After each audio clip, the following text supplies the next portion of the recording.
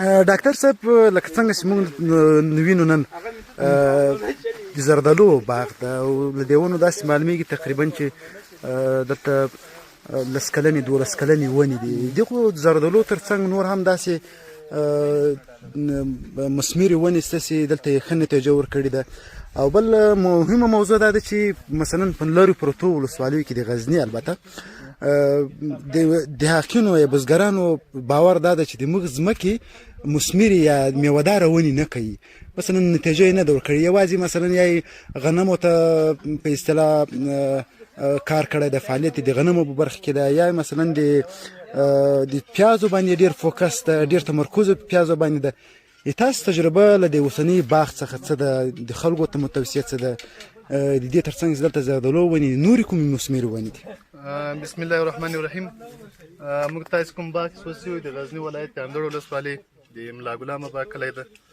نو دلته له نن څخه 12 کاله مخکې 15 کاله مخکې یعنې خلکو په دې عقیده وه چې دلته په دغه منطقه کې کوم باغونه چې دلته کرل کېږي مثال ونې دي دغه شی نتیجه نه ورکوي، هغه د زردالو، بادامو، د مڼو، شفتالو، ناک او ګیلاس دغه ونې دغه دلته د هېڅ عقیده نه وه، هېڅ باور یې نه ولو چې دلته دغه نتیجه ورکړي.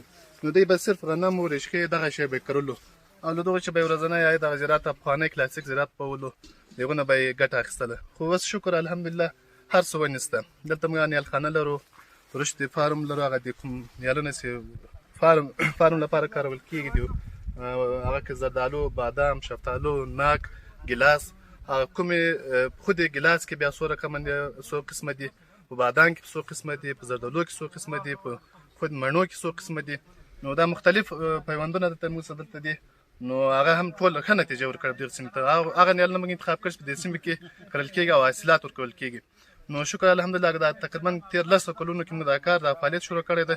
نو ښه نتیجه یې ورکړې. اوس خلک حاصلات یې لیدلي دي، بېرته بیا راځي مختلف ونې وړي، حتی نمایشي باغونه جوړوي او تجارتي باغونه جوړوي چې هغه تجارت کې وده کوي او په زراعت کې وده کوي.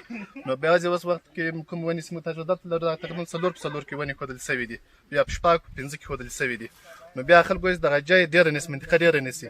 نو بیا موږ دغسې نیالونه هم راوست، مثال له ترکیې له نورو ځایونو چې هغه پیوندونه موږ راوړو، هغه هم دلته بیا رشد ورکړو، فعالیت ورکړو، څو له دغه آب و هوا سره برابرې شي. په دې خاوره کې کرلي دي او په دغه هوا سره برابرې کړي دي.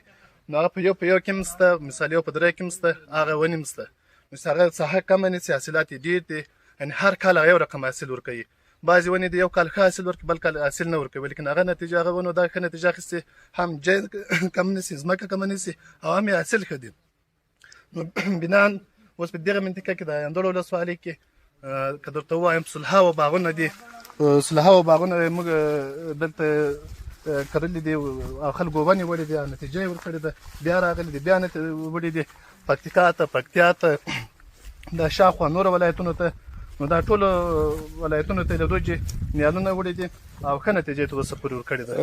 او بعضې خلک په دې عقیده چې دا مثال مرض ورکوي یا دا پیوندونه ته نتیجه نه ورکوي، هغه بالکل موږ سل په سل هغه ضمانت ورته کوو، تضمین ورته کوو، حتی موږ هغه لیبل ورکوو. هغه لیبل چې ده هلته موږ ټول د ونې ټول مشخصات څه ده، دغه ونه ده، دغه کیفیت ده، په دغه وخت کې هغه حاصلات یې رسېږي. که چېرته دا ونه دغه حاصلات ونه ختل نو بیا هغه ټول مصارف دي، باغ کوم مصارف یې کړي شوي کړي هغه ټول موږ ځینې اخلو، هغه تضمین موږ ټول ورته وګو. او کوم دغه نیالونه چې ما درته وغږوو، درته ووایي مخکې مې کوم معلومات درکړلو، د اکثریت موږ راوړي دي بادام باغ، د کابل د بادام باغ نه م راوړي دي. بیا وزارت زراعت په تایید سره، یعنې موږ چې تقریبا په کال کې دا کوم انجوګانې کوم مؤسسات چې دي او خود وزارت زراعت په 100 زره کال ونې دوی موږ خریداري کوي او دا په مختلفو بخشونو د افغانستان کې دوی توزیع کوي. په هغه بخشونو هغه ولایتونو کې چې حالت نتیجه ښه ده، هغه آب و هوایي زمینه یې دغو نیالونو ته برابره ده. ډاکټر صاحب یو مهمه موضوع دا ده چې ډېری کسان اوس هم په اصطلاح په سنتي بزګرۍ یا دهقانۍ باندې لګیا دي، یعنې زراعت یې نه ده مسلکي کړی. دلیل یې څه ده؟ ولې نه مسلکي کوي؟ اوس که تاسو دلته راته ووایاست دلته تاسو څو تعداد ونې ایښي دي؟ دلته خو موږ په زیات تعداد سره ونې ایښي دي. زردالو دي، په زردالو کې څو قسمه دي، 2-3 قسمه زردالو دي، مڼې دي. نو هغه بیچارهګان بعضې معلومات نه لري، نو یا کوم ونې چې دوی راوړي هغه پاکستاني وي یا ترکي وي یا ایراني وي. نو هغه چې کله دلته راوړي هغه له دغې آب و هوا سره توافق نه لري، تطابق نشي پیدا کولی. نو چې بنا هغه وچ یو کال په دغه کې یا پیوندي نه وي، ټول خسکي نیالونه وي. نو کوم نیالونه چې موږ دلته کړي هغه ټول تاسو لیدلی یاست همدا د 10 کلو ونې دي، د زردالو ونې دي، یو خواته د الو بخاره ونې دي، یو خوا د مڼو ونې دي، شفتالو، ناک، دا ټول دي. نو دلته ښه نتیجه ورکړې ده، په خپل تاسو خپل سترګو وینئ یاست. نو نتیجه ورکړې. نو هغه خلک بیچاره بعضې معلومات نه لري، خبر نه دي، او یا هغه اصله ونه نه ده اخیستې، له کوم ځای نه پوهېږي، نو چې له کوم ځای ونه واخلي. یعنې دوی اوس هم باغداري هغه د په اصطلاح که ووایو هغه باغداري اوس هم هغه لکه څنګه چې مخکې هغه کښتو کرونده په سنتي ډول باندې په رواجي ډول باندې مخته به ولیده، دوی باغداري هم په همدغه ډول باندې. ولې باغداري خو تاسو ته بهتره معلومه ده چې تاسو په خپله دلته اوس مسلکي کسان کېدای شي ګمارلي، او د مسلکي کسانو د ګمارنې ترڅنګ کېدای شي مثلا تاسو د دواو په برخه کې مثلا د کود او د سرې په برخه کې تاسو خبرې ته د اشاره وکړله. بعضې موږ دلته رهنمایي ورته کوم مثال په ونه په کوم ځای کې کېښودل سي، په کوم رقم کېښودل سي، شاخبري په کوم قسم وسي، او بنان کوم کود ورکړل سي، یا څو ورسره وسلې د ونې سره تر څو دا ونه رشد وکړي، فعاله سي، او په یو حاصلخیزه ونه باندې بدله سي.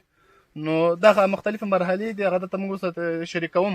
او یو خواهش موږ له وزارت زراعت څخه دا ده چې دا پروګرامونه دې واچول سي تر څو عامه پوهاوی دې وکړي، خلک له نور زراعت څخه خبر کړي، یا ول هغه د شکې او له غنمو له دغو چې د راوځي، او د ونې زراعت او نور مډرن زراعت دې راوځي، چې هم ځمکه کمه ونیسي، او هم حاصل یې زیات سي، او هم د اوبو کمښت یعنې دلته هغه مدیریت سي. مثال ته بس موږ دلته خو دغه نور ماشینانو دغه اوبه کاروو، حتی نل دواني سیستم باندې دغه باندې باید کار وسي چې هغه د نل هغه یعنې مصرف هم ډېر کم وي، کوم چې دغه کېږي پایپونه ته تېر سي او قطرهیي سیستم فعاله سي. نو هغه ډېر کم د اوبو د اسراف مخنیوی هم کېږي، او حاصل هم ښه راځي، ښه نتیجه ورکوي. د دې ترڅنګ ډاکټر صاحب که یو چې باید اشاره وکړو، دوی د مثلا که رشقۍ مثلا که غنم هغو ته دې هم مثلا نشا کوي، ولې که مثلا دوی 10 ونږدي یا مثلا 1000 ونږدي هغه د مسمري البته باید په مسلکي ډول باندې وپالي. دا نه معنا چې مثال یو نفر د 2000 ونې کېږدي، خو هغه بېرته کوم زراعت بخش سره چې مشوره ده شاید، خو تر هغه نه د 500 کېږدي، خو دې وپالي. و دې پالل سمه هغه کوم د انجینر د زراعت یا کوم مسلکي نفر سره د هغو سره د مشوره وکړي، خصوصا شاخبري بخش کې، او هم یا د کودونو وخت کې، او یا هم داسې نور موسمي مرضونو باره کې کوي. کوم اوس مثال هر شي ته موږ دوا لرو، دوا یې راوتلې ده، که هغه حشرات دي، هغه که فنګسي امراض دي، که نور امراض دي، نو هم بعضې کسان چې که لږ مرض واخلم نو د داسې فکر کوي چې تا دلته ونه نه لګېږي، نه، هغه دوا یې سته، هر څه یې سته، نو هغه هر څه تداوي کېږي نن سبا. یو مهمه موضوع د اوبو په برخه کې د مخکې هم تا اشاره ورته درلوده ډاکټر صاحب، لکه څنګه چې موږ تاسو وینو ځمکه یې سری کړې ده، اوبه شپه ورځ، یعنې که د شپې خو که موږ ووایو که چېرته په دې شمسیانو باندې د شپې یو سیستم ورته برابرېده، د شپې هم رایستې، ولې د ورځې هم ټوله ورځ که په کار یې که نه یې په کار، بس اوبه د اوبو د مدیریت په برخه کې باغداري هغه څه دي چې هم اوبه باندې را مدیریت کېدای شي، هم د یوې کورنۍ د اقتصاد د پیاوړتیا په برخه کې ښه مرسته کولی شي. نو هغو خلکو ته هم باید یو توصیه یو دغه ولرو. اشاره وکړله، نو د اوبو په مدیریت ما مخکې درته ویل چې دغه سیجونو ته قطرهیي سیستم که فعاله کړي، هغه پایپونه تېر کړي، هغه هم ښه ده. او بل خو د ونه سرسبزي دغه د خو د اقلیم کې ډېر مثبت تاثیر لري. نو په اقلیم کې تاثیر لري، هغه که د هوا صفوالي له خاطره وي، هغه که د رطوبت له خاطره وي، نو هغه د اقلیم د تغیر په دغه کې بدلون کې مهم رول لري. یعنې هغه نه پرېږدي که اوس که د دنیا ورځ په ورځ په ګرمېدا پخوا روانه ده، وچکالي کېږي، خو دغه یوازینۍ لاره یې دغه ده چې تر څو ونې وکرل سي، ساحه سرسبزه سي، هم اقلیم ته فایده ورسېږي، او هم د زراعت په بخش کې یو غټ بدلون راوستل سي. ډاکټر صاحب، لکه څنګه چې تاسو د اندړو په یو لرې پرته سیمه کې دغسې یو باغدارۍ ته مخه کړې ده، آیا دا خلک هم د کمپاین په برخه کې تر څو خلک دې ورته دې باغ ته مخه کړي، باغدارۍ ته البته مخه کړي، مالدارۍ ته مخه کړي، راځي دلته تاسو یو کمپاین شروع کړی ده، دوی په خپله راځي، یو الهام یې اخیستی ده د خپلې سیمې لپاره؟ موږ چې تقریبا تېر 12 کاله کېږي د زراعت په بخش کې مختلف نیالونه مو تربیه کړي دي، مختلف ځایونو چې مو پیوندونه راوړي دي هغه مو دلته رشد ورکړی دی او هغه په دغه منطقه کې ښه نتیجه ورکړې ده. یعنې پخوا دلته په دې منطقه کې چا شفتالو نه پېژندلو، چا ناک نه پېژندلو، چا ګیلاس نه پېژندلو، ولیکن نن سبا موږ هغه پیوندونه راوړي دي چې هغه دلته ښه نتیجه ورکړې دي او بار یعنې موږ کال په کال هغه موږ هغه فعالیت ښه نتیجه ورکړې ده. د ښې نتیجې مطابق داسې چې کله ډېر مراجعین مو زیات شوي دي دا نږدې ولایتونو چې راځي نو ښه نتیجه یې ورکړې ده. دا ونې تاسې وینئ چې یو څلور کلنه د مڼو ونه ده. یعنې وګورئ په کوم قسم باندې چې موږ شاخه بوري کړې ده، په کوم ځای کې چې موږ یې ده هغه ټوله زغۍ برابره ده. هېڅ یعنې که موږ هغه هر څه ټوک هر څه له لحاظه سمه ده. کوم مرض و شی هغه هېڅ نشته په دغه ونه کې. یعنې دغه کوم خاکونه چې پراته دي نو 4 کاله ونه دغه بې غټه ونه ده، ښه نتیجه یې ورکړې ده. یعنې دغه کوم په اصطلاح هغه موږ په عامه اصطلاح کې وایو بنجخې یا خاکونه یې دا د همدغې ونې دي؟ همدغه ونې دي. موږ شاخ بوري کړې ده ونه ده دا په هر منزل جوړه کړې ده. اول منزل، دوهم منزل، دریم منزل، داسې منزل ده. ونې اوس دا پورته ونې خاکه په کته ونې باندې شور یې نشي کولی. یو مسلکي نفر جوړه کړې، مسلکي نفر قطع کړې ده او دا په مستقیم د ونې په حاصلاتو په دو باندې ډېر تاثیر لري. او دا مسلکي کس کېدای شي تاسو دلته د میاشتانه په ډول نیولې یا مثلا اشتکي په ډول نیولې دغه باغ د په څو یې هغه د ونې په اساس باندې مثال ونې ته کتل کېږي، د ونې په دو باندې ورکول کېږي یا ونه یا ټیکۍ. مسلکي کسان شکر الحمدلله ډېر شته. بعضو کسانو ته که موږ یو کال ټرین کړو، 2 کاله ټرین کړو نو هغه خپله کال ته دی خپله پیوند کولی شي شاخه بوري وکړي. ډاکټر صاحب فکر کوم چې له دغه طرفه چې اوس یې موږ تاسو وینو دا د زردالو باغ ده. دا زردالو ده او دې خوا مڼو ده. دا خوا چې تاسې ګورئ دا تقریبا 4 کلنې د مڼو ونې دي. دا کوم ډول ونې دي؟ مختلف قسم مڼې دي پکې.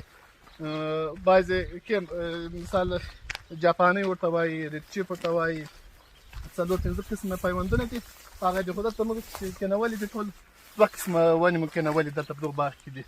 ځکه یو بعضې یو هغه نهال یو رقم وي خو بعضې دلته چې سپین او سرې موږ لګولي دي. ځکه سرې سپین مې لګولي دي دلته هغه نتیجه دي هغه ډېره زبردسته ورکوي. یعنې که چېرته په خود هغه کله چې ونه ګل نیسي نو یو سره یو خواته زیړه یو خواته سره ونه وي نو هغه ښه رشد کوي، هغه حاصل یې ډېر زیات راځي. نو دغه هغه یو تخنیکي له لحاظه ښه پوینټ ده. او بل ډاکټر صاحب یو مهمه موضوع چې هر وخت ما په ذهن کې ګرځي راګرځي اوبه خو هسې هم استفاده کوي که نه، خو یا په جای یا بې جایه، خو ډېر کېدای شي په جای باندې ولې مثلا پیاز دي موږ تاسې ډېری پیاز ډېره اوبه خوري که نه، یعنې هر درېیمه څلورمه پنځمه باید دا اوبه ورته ورکړل شي. په داسې حال کې ډېر داسې بدیله لاره یې هم شته چې مثلا اوبه ډېرې کمې خوري. بعضې اوکې موږ داسې خلک دي چې هغه له هغه ځمکې باندې ظلم کوي چې باید ماته هغه شی راکړه، هغه کوم شی زه تاله نه غواړم. نه، هغه ځمکه او هغه هوا بل شي ته آماده ده. مثال د پیاز ښه بدیل مڼه ده، ګیلاس دی، ناک دی، شفتالي دی، دغه شی کېده. توره زیره مثلا د نورو زیره یا هماغه هم دی هغه شی هم کوي. یعنې بعضې موږ تاسې دهقانان بیچارهګان نه دي خبر. دلته اوس وګورئ فزیکي کار یې ډېر کم غواړي ولیکن حاصلاتو او کوم عاید چې کلنی عاید چې موږ ته له لاسته راوړو هغه یې زیات دي، بیخي زیات دي. یوه بله مهمه موضوع د انګورو مسله هم پکې راځي. د دغې سیمې انګور څنګه دي؟ پخوا وختونو کې د اندړو ولسوالۍ انګور په نام باندې آیا له دې وچکالیو سره فرق کړی ده، له منځه تللي دي که اوس هم شته؟ نه، انګور خو اوس هم خپل ځای او کوم جنس د ارزښت یې اوس هم ساتلی ده، ښه دي. خو طبعا تاسې قحطي یاده کړله، کوم وچکالي چې دوی په ټول زراعت باندې تاثیر اچوي. نو له دغه امله په خود انګورو باندې بعضې تاثیرات یې اچولي دي. خو ټوله کې هغه انګور هم خپل ځای لري، اوس مڼه هم خپل ځای لري. نو خپل مهم نقطه دا ده چې هغه موږ تاسې هغه زراعت له نظره په هغه بعضې تخنیکي مسلو باندې ځان پوه کړو.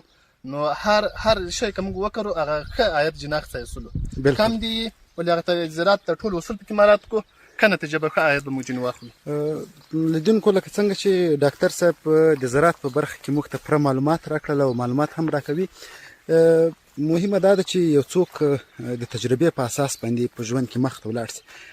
ډاکټر صاحب معالجوي طب لوستی ده او د دې ترڅنګ په افغانستان یان کابل کې په یو روغتون کې معزف ډاکټر ده، ولې د دې ترڅنګ چې دی معالجوي طب لوستی ډاکټر ده، ورسره ترڅنګ یې وګورئ چې موږ ته د زراعت په برخه کې څومره پوره او مؤثره معلومات راکړه. ډاکټر صاحب، یوه ونه د انسان لپاره څومره اکسیجن تولیدولی سي؟ خلک ولې د دې ترڅنګ چې مثلا خیر ده که چېرته مثلا د مثمرې یا د میوهداره ونې نشي ښودی، ولې دا چنار که موږ تاسې وګورو اندړ موږ سرسبزه ښېرازه ولسوالۍ وه، ولې اوس چې وګورو سپېرې دوړې پکې بادېږي؟ خلک ولې مثال په ډول د شمسیانو اوبه دي ولې په یو لښتي باندې په یو حوض باندې په یو پوله باندې ولې ونه نږدي؟ دلیل یې څه دی؟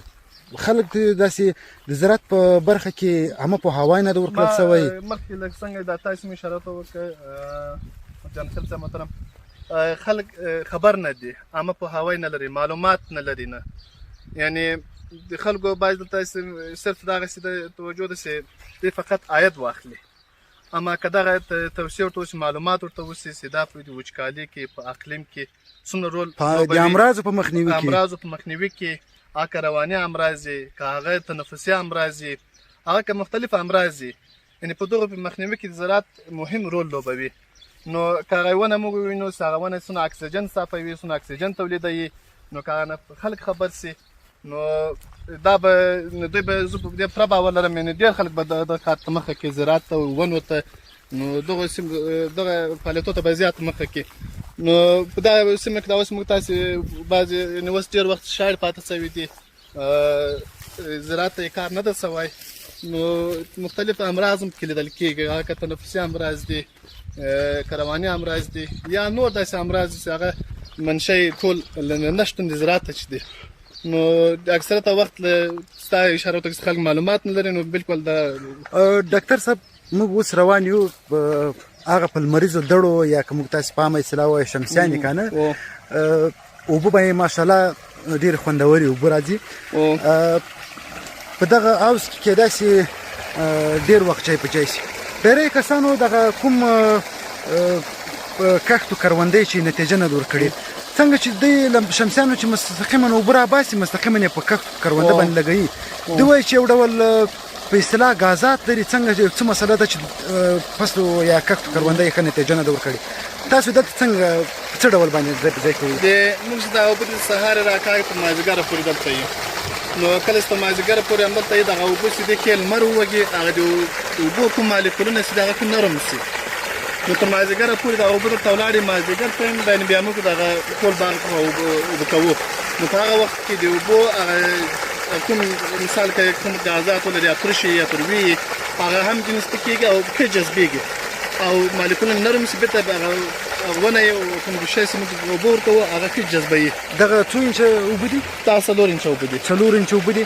او دا 4 انچه اوبه په څونه متره کې تاسې مثلا دلته د اوبو ګول په څو متره کې ده؟ اوبو مخکې خو ډېر کم و، تقریبا 25 متره کې اوبو ګول به و، نو اوس دا وچکالي سره دغه ګول هغه 15-40 متره ته رسېدلی ده. دغه شمسیانې مثلا اوس د څو برمو لپاره دي؟ دغه د 2 برمو لپاره دي. ښه، نو ځکه اوبو ژوروالی کته تللی دی. څو متره کې مثلا؟ اوس تقریبا هره برمه 50 متره ته رسېدلی دي. 50 متره ته رسېدلی دي. نو د 2 شمسیانو لپاره، 2 سمرسیبلو لپاره مودونه تختې تاسې خپله د وینې ایسته، یعنې زیات تعداد باندې شمسیانې موږ ورته یقي دي. او ډاکټر صاحب دې خواته ونې وینو چې له بیخه له ریښو سره راایستل سوي دي، دا د وخت مسله ده چې وخت ډېر پې تېر سوی ده، او که نتیجه یې نه ده ورکړې، مسله څه ده په دې کې؟ نه، نتیجه یې ښه وه، خو بنا چې کوم چې موږ درته وویل چې موږ دلته باغ ډېر اندازه موږ نمایشي باغ جوړوو، خلکو ته عامه پوهاوی ورکوو، نو دغه ونې چې بعضې کومې ولې وخت یې وتلی و، او بل کومې ونې چې موږ اول څه کې اخیستې پخوا موږ اخیستې له بل ځای راوړې ولې، نو هغه بعد د 6 کلو بعد خپله وچې شولې، یعنې ځکه چې دغه پیوند یې سم پیوندي نه و، پیوند نه و او حاصلات یې کم و، مرض یې زیات ولو، نو دا موږ ځینې وایستل، اوس د هغو په ځای به نورې مو بیا ډیره مننه ډاکټر صاحب. دوستانو موږ نن د اندړو ولسوالۍ د کوم کلی دی ډاکټر صاحب؟ ملاګلان. د ملاګلان کلي ته راغلي یو. دا تقریبا 10-12 کاله سپیرو ډاګونه وو چې د ډاکټر صاحب د کورنۍ په هلو ځلو د مشرانو په هلو ځلو باندې دغسې یو ښایسته باغونو ته یې مخه کړه او بالاخره خلکو د دې الهام ورڅ واخیستل چې هغه هم باغ و باغدارۍ ته مخه کړي. ډاکټر صاحب دغه ونه ډېره ما لپاره جالبه داسې ده چې له هغه طرف نه به تصویر واخلو. دا ونه د څه شي ده؟ دا ونه یو رقم آلو دي. د آلو له جملې چې ده هغه آلو خصوص مې آلو بخاره دي، آلو فارموسا دي. دا آلو دي چې تازه خوړل کېږي، یعنې هغه آلو بخاره نه ځینې جوړېږي، تازه ځینې خوړل کېږي. نو دغه تقریبا د اول د کال کې جوزا میاشت په اخر کې دغه خپل حاصلات معلوموي. او دغه رنګ هم که تا فکر کړی وي ډاکټر صاحب له نورو ونو سره یې دغه پاڼې او دغه هر څه داسې تغییر کړي. ګوره اوس مثلا که موږ دغه ونه د ونې پاڼې وګورو او د دې تر څنګ مثلا دغه د چنار د ونې پاڼې وګورو او ډېره خوندوره چې بیا ده ماته یو بوی ډېر خوند راکوي، هغه بیا سنځلې. سنځلې ولې خلک یوازې د نمایش لپاره یو دوه درې څلور ده، آیا ممکنه نه ده چې خلک یې باغونه کېږدي؟ سنځله که چېرته موږ ښه سنځله راوړو او ښه پیوند دلته وکړو کېږي، زیات حاصلات هم ښه دي او ښه نتیجه هم ورکوي په دغه منطقو کې. او یو بل سنځله کې ونه کې یو بل ښه والی دا ده چې اوبه کمې غواړي نسبت د زردالو د مڼو ونو ته. او زموږ د مڼو ونه که هر لس شپې بعد اوبه غواړي، دا هر 20 شپې بعد اوبه غواړي، یعنې په میاشت کې که یو ځل اوبه وغواړي او هغه په میاشت کې 3 ځله اوبه غواړي. بنان ښه ونه ده. نو او چنار ته که مثال کال کې 2 ځلې ورته ورکړم د خپل ریښه رسولی شي تر یو ځایه پورې په هغه خپل رطوبت کې، مثلا په ځمکه کې چې کوم رطوبت په هغه باندې هم پیدلی شي. بلکل چنار خو زیات اوبه غواړي، خو ما درته وایي چې دغه د دغه له خطره ښه ده، د وچکالي او د دغو لپاره بعضې خلک کولی چې اوبه نه لري، یعنې په هر ځای کې ښودلی شو، کولی شي په لارو کې کېږدو، په عامه ځایونو کې کېږدو. ښه ونه ده. ډاکټر صاحب هلته کوم ځای چې موږ له ځایه راکت راوکړو په هغه ځای کې موږ د ممیزو یوه کوټه ولیدله چې بیا وروسته بیا ورسو هغه به هم له نږدې وګورو د هغو نتیجه څنګه ده. ډېری کسان اوس ډېر هغه په اصطلاح کوم فاسفورس ورته وایي، کوم ډول پوډر ده، کیمیاوي مواد کوي. هغه وایي چې مثال په 5 شپو کې یا په 10 شپو وچېږي، خو هغه په خوند او په ذایقه کې هم ډېر تغیر راولي او خصوصا صحت ته هم ډېر تاوان لري. حتما به هغه شیمیاوي مواد پکې دي او بالاخره شیمیاوي مواد د هغو په ذریعه باندې وچېږي زر.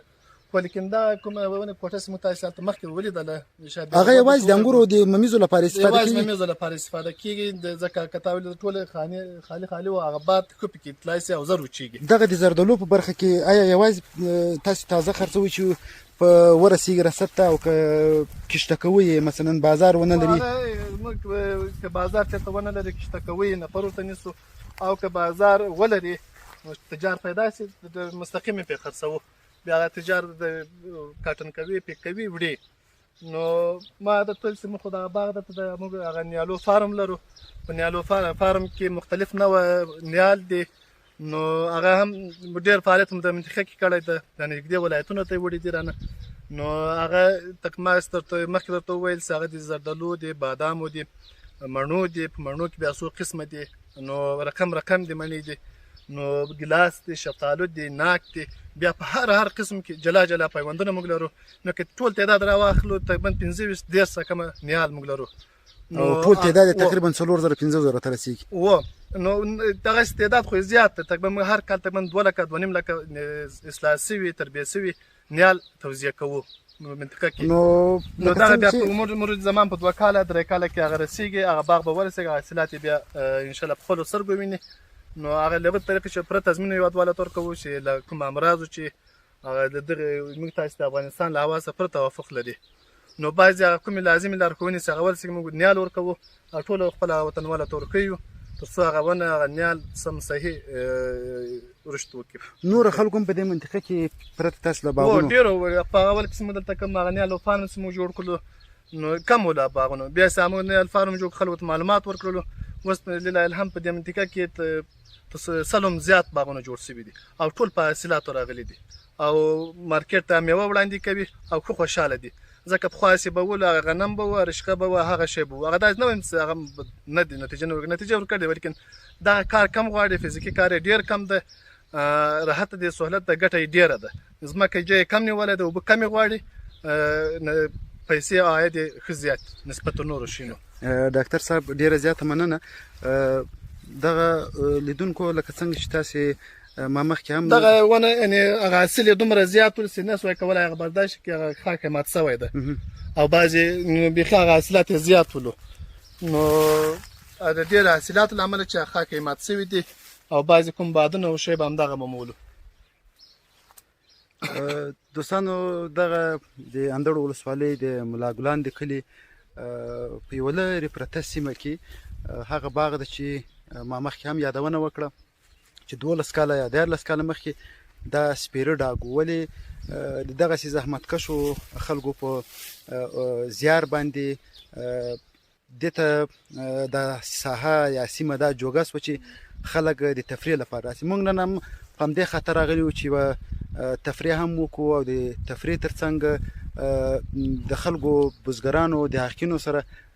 نو نن خوشبخته دا و چې ډاکټر صاحب هم همدلې و په دغه باغ په اړه باندې پوره معلومات موږ ته راکړو او د دې ترڅنګ یوه د بازارموندنې خبره هم باید پکې وکړم چې دوی د ملا ګلان په کلي کې قریې لري یا مثلا هغه د نیالګیو فارمونه لري، اصلاح سوي نیالګي لري او کولی شي چې دوی په ډېره مناسبه بیه په وړیا خو به نو نه سو ویلی خو په مناسبه بیه باندې کولی شي تاسې. مهم نقطه یې دا ده چې هغه ونه ډېره تضمیني ونه ده، له امراضو چې پاکه ده، اصلاح سوې ونه ده او پیوندي ونه ده.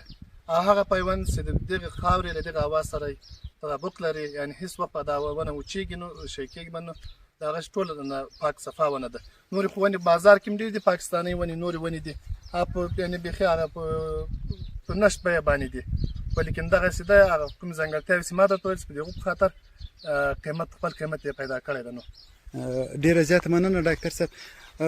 ډاکټر صاحب یو څه چې که تا په لیدلي په دې وروستیو کې د دغه چنار د ونې په بدل کې یو قسم ونه راغلې ده د پالونیا په نامه باندې ده. په سیمه کې تر اوسه پورې چا استفاده ورنه کړې ده او که یې کړې ده څومره نتیجه یې ورکړې ده؟ که معلومات په دې برخه کې نه لري؟ په دغه برخه کې به معلومات داسې خاص نه لرم، خو کوم ونې د چنار دی، د چنار ځکه په دغه اوبه په دغه ځای باندې بغیر اوبه هم تېرېږي، خو دغه احتمال تاسې وګورئ دغه اوبه تېرېږي، نو دلته موږ هغه چنارونه ایښي، دغه چنارونه خو لکه د زراعت په برخه کې لکه د اوبو مایع سي، لکه اوبو چې مایع نو په زراعت کې به حتما دغه چنار نو دغه چنارونه چې کوم دي دا تقریبا په 1 کال 2 کاله کې رسېږي. صرف د دغو چنارونو چې د کال تقریبا 100,000 200,000 عاید هغه دهقان اخیستی شي، یعنې د هغو خو بغیر اوبه هم ځي. او دغه چنار چې دا زراعتي چنارونه دي، یعنې هغه رشد ډېر تیز ده، په 2 کاله کې رسېږي او دغه بیا په بازار کې مارکیټ هم لري. او دا چنار خو نو که چېرته موږ وګورو په څو شیانو کې استفاده کېدای شي. د مثال په ډول که موږ تاسو کور جوړوو، د کور د دروازې، د وره، د ورسۍ، بېرته دا کوټې، دا د کوټې د دغو مختلفو شیانو لپاره استفاده کېږي. په اطرافو کې ډېری همدغه استفاده کېدای شي. او که موږ تاسې ښاریات ته وګورو په بدل کې مثلا PVC راوتل دی یا مثلا هغه المونیم که ووایو یا مثلا د اوسپنې نه جوړوي، خو ښه نتیجه چې ورکړې ده هغه زموږ په اصطلاح پلرونو همدغه څه هغه استفاده کړې ده، هغه د دغه د چنار د ونې وه. بلکل 14 کاله 14 کاله مخکې دغه 15 کاله شاوخوا به وخت وتلی، نو په هغو وختو کې یعنې په دې ټوله منطقه کې یو دغه توت او یو جیر به ونه ایښې وه وباغه، خو په دا ټوله منطقه کې مثلا شین بوټی نه و، شین دغسې دغه نه و. موږ دا باغ کېښود، اوس د موږ په کلي کې خالي شاوخوا 14 باغونه دي. دغسې غټ که دغسې غټ نه یم دغومره دي خپله نیالخانه لرو په هغو باندې لاک موږ اوس تقریبا یعنې هر کال 1,20,000 ونې دغه اندړو شاوخوا ولایتونو ته خالي دغه سیمې ورکوم، ټول باثمره. بیا یوازې هغه نه چې ونه ده مثلا کود بل دا ټول راهنمایي وي، هغه 3 کلن پالنه چې کوم شی ضرورت دی، که بیاتي که مثلا دوا یي که دوا پاشي ماشین یي، دا موسساتو سره مو قراردادونه درلود، نو یم هغه ورکول. دا د زراعت په برخه کې تاسو ډېر لوی کار کړی. ډېر دغه ډاکټر خو سر نه ده، دی موږ یوه اتحادیه لرو یعنې په ټول غزني کې په هغو وختونو کې چا د زراعت مسله پېژندم نو زراعت ضرورت څه شی ده ډاکټر خسر د نوغي ده تا لیدلی ده انجینر صاحب نو دو یوازینی نفر دغه و اوله موږ دوی قوریې سره کېښوده نیالخانه سره کېښوده له هغو وروسته بیا اوس یعنې یو اتحادیه لرو په اتحادیه کې شاوخوا 15 نفره خالي غړیتوب لري او هغه د کال 1 میلیون 2 میلیونه ونې غزني ته د ولایتونو ته ورکوي حتی مزار شریف ته هرات ته د نږدې ولایتونو ټولو ته غزني ته ځي بیا یعنې چې کوم څه په هغو وختونو کې تقریبا ډېره خریداري به یې کول بیا یو دانش خالي غزني ته نور ولایتونو ته به یې کوله بیا به دهقان چې کول به ولو دهقان ته به بیرته کوم شی چې بیرته هغې ونې ته ضرورت کېږي هغه که بیاتي ته که کوم کود هغه به یې ټول ورکولو حتی دا به ګرځي دا پروګرامونه به یې ورکول توصیه کولو دغو خلکو به ویل وایي دلته ونه نه کېږي نو بیخي نسته نه ونه ونې زراعت دلته نسته نو ټول خالي ارشکه او غنم به ولو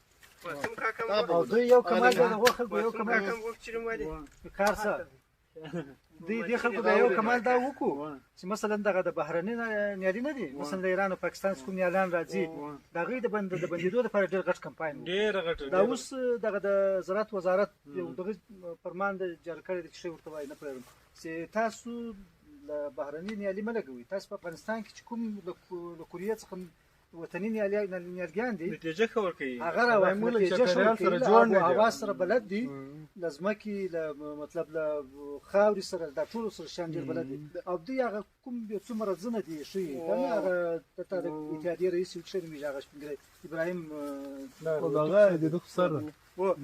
هغه دغه خبره کوي انجینر صاحب چې مثلا هغه د موږ نیالګي چې کوم دي هغه ډېر تر ټولو ډېره ښه دغه ورکوي نتیجه ورکوي هغه له دغه آب و هوا سره توافق لري هغه ویل موږ ورله دغه اول څه د اول کال کې کوم وزیر د وزارت ته انتخاب وزارت ته بیا موږ ورله ملاقات وخت د سره کېناستو اوس وزیر صادق د موږ ونې د داسې اتحادیه مو جوړه کړې تقریبا ونې په تعداد لرو دا شاوخوا 15 ولایتونو د ټول ضرورت ورته کوو نو تاسو د ایران او د ترکیې ونې بندې کړې دا تاسو د ایران ترکیې ونې تاسو د غوښې جوړوي نه موږ فکرونه داسې و درته نه بیا توجیه خبره ته بار ویل زه صدا خبر ده ولات دې خلک ورولم ښه راځه ډوډۍ ته قام پرید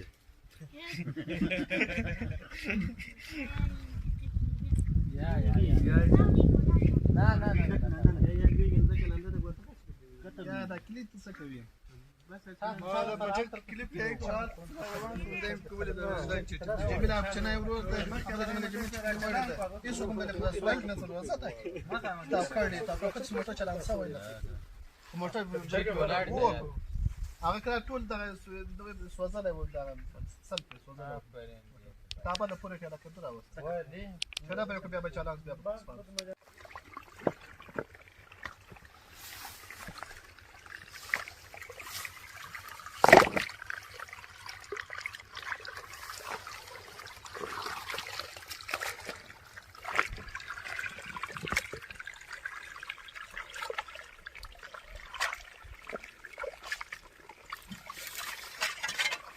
اکا څونه وخت کېږي دلته دهقان یې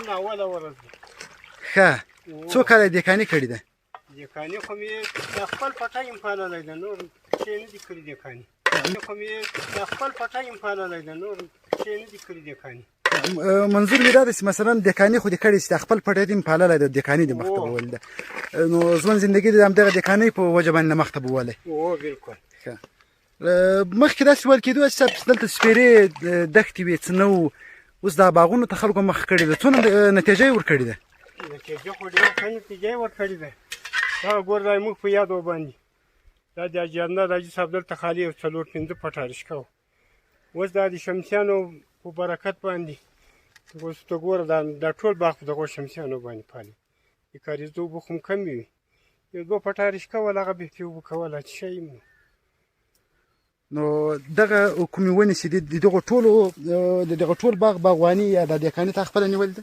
دهقاني مې نه دی په مزدوري باندې اوبه لګوم ښه ډېر ښه ده نو نورو خلکو هم دغسې باغونه یې کې نتیجه یې ورکړې ده و دا موږ کلي کې اوس ډېر باغونه دي دا شاوخوا دا دي شاوخوا ټول باغونه دي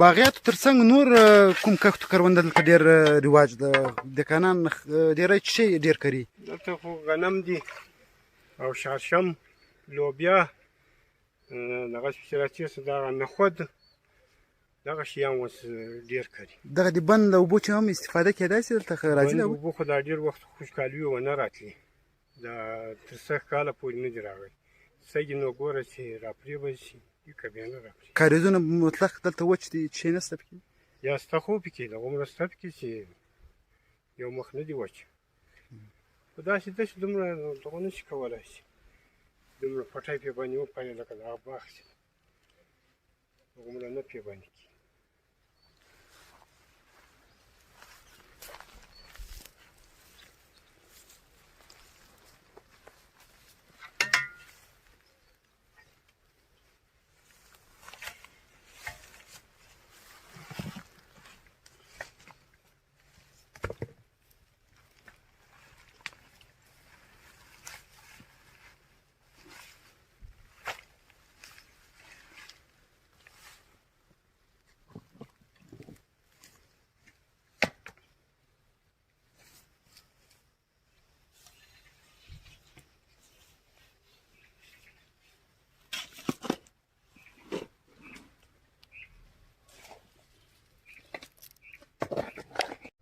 درنو لیدونکو لکه څنګه چې تاسو په ویډیو کې وینئ په تصویر کې وینئ دا د اندړو ولسوالۍ د ملا ګلان د کلي ښېراز ساحه ده یا سیمه ده چې په تېرو کلونو کې دا سیمه یوازې سپېره ډاګونه وو څو ځوانانو ته همدا فکر پیدا کېږي چې باید موږ هم په کلي کور کې د باغ و باغدارۍ سیستم پیاده کړو نو دا ده چې اوس موږ وینو چې دلته یې تقریبا په زرګونو مثمرې ونې ایښي دي او مثمرې ونې په دې کې زردالو دي مخامخ چې تاسو وینئ دا د زردالو باغ ده د دې ترڅنګ که موږ دې طرف ته وګورو دې طرف کې بیا د الو یا د الو بخارا ونې دي د دې ترڅنګ هغه بلې ساحې ته که موږ تاسو وګورو دا د مڼو ونې دي یعنې دلته په زرګونو مثمرې ونې ښودل شوي دي او د دې ترڅنګ تاکونه هم تاسو وینئ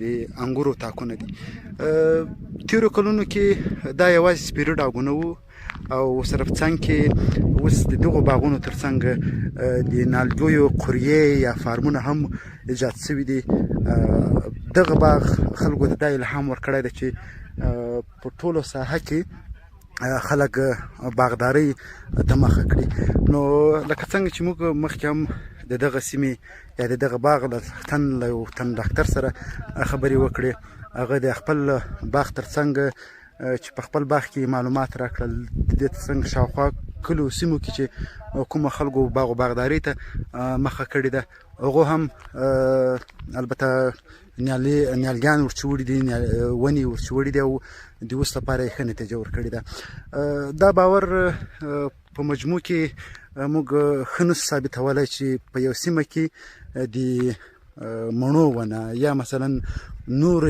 د نورو میوهجاتو ونې نه کېږي دا باور هیڅ په ځای نه ده یوازې همت پکار ده تر څو موږ وکولای شو همت وکړو لیڅ رابډ وهو او خپل کلی کور خپل هیواد ته خدمت وکړو څه د زراعت له نګاهی څه مثلا د بیا رغونې له نګاهی له هر اړخه موږ مخامخ که موږ تاسې وګورو هلته بیا د مرڅلې غونډۍ ده او دا د بند سردې سره نږدې کلی دی دغه سیمه کې ډېری هغه د بند اوبو څخه هم ښه استفاده کېدای شي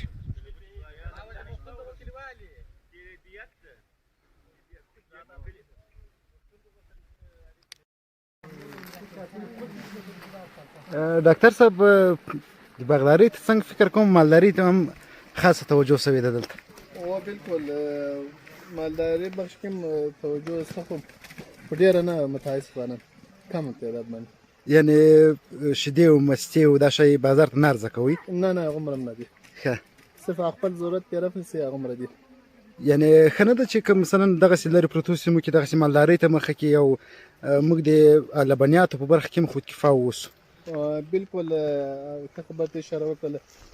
دغسې یو زراعتي سیمه کې چې کله زمینه دې ورته برابره وي هر څه ته، نو طبعا بیا باید مالداري بخش مو سره فعاله وي، ټول قوي فعاله وي. نو په متاسفانه چې په هغه بخش کې موږ دومره کوم فعالیت نه دی کړی. یعنې نیت کې مې دې ورته و په آینده کې انشاءالله نیت کې دي.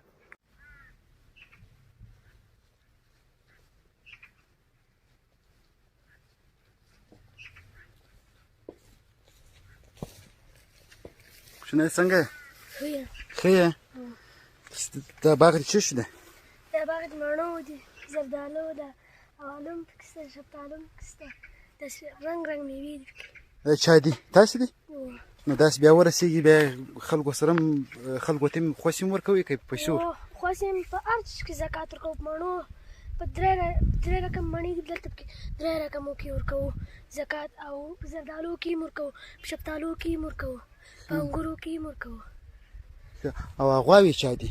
غواوې دي موږ دي. تاسې دي؟ هغه هلته اوس مزدور یې پیایي؟ ښه. دا څه وخت رسېږي په خیر؟ دا به ورسېږي 3 میاشتې ته. 3 میاشتې وخت ورته پاته ده.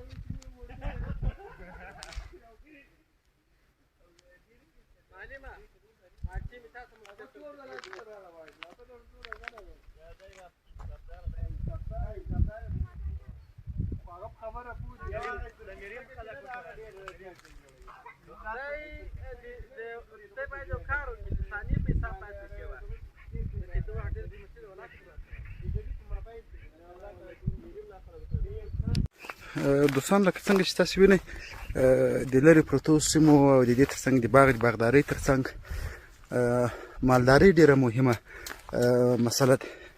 موږ تاسو نن د ملا ګلان د کلي هغه په اصطلاح سیمې یا ساحې ته راغلي یو. د دې سره سره چې تاسو ته مو د باغ په برخه کې او د باغدارۍ په برخه کې پوره معلومات درکړل.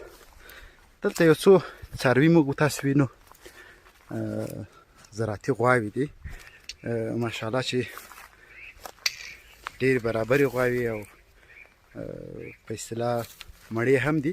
د سږ کال یوه نیکمرغي، یوه خوشبختي دا هم ده چې د موږ تاسو په افغانستان کې یا بالخصوص په غزني کې ډېر ښه بارانونه وشو چې دا بارانونه خپله د وچکالۍ په له منځه وړلو کې مهم رول لري. ماشومه څنګه یې؟ ښه یې؟ جوړ یې؟ په خیر یې؟ دا غواوې څنګه د چا دي؟ تاسې دي او که د بل چا؟ ښه.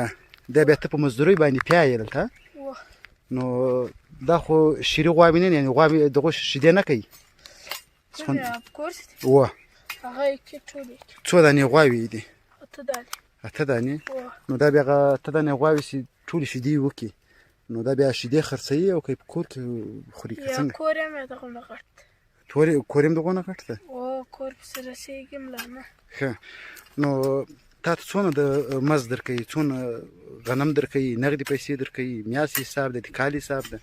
یا نه میاشت مزدور یم 110 منه غنم. 110 منه غنم. 110 منه غنم بیا د تاسې د کال بس کېږي؟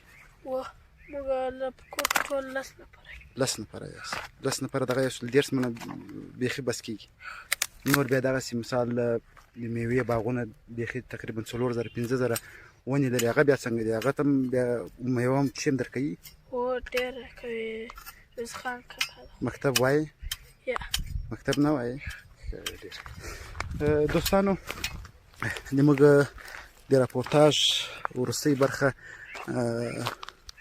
له یو ماشوم سره وه چې څاروي یا غواوې پولې موږ په عامه اصطلاح کې ووایو نور موږ له دې ځایه له خیره حرکت کوو روان یو د سردې بند خواته په سردې بند کې هم موږ کوشش کوو چې هلته هم ځانګړې خپرونه راپورتاژ ولرو نو تر بلې بیا دغسې خپرونې چې به تاسو سره یو ځای کېږو مرجان خیل مو په خدای سپاري ښه وختونه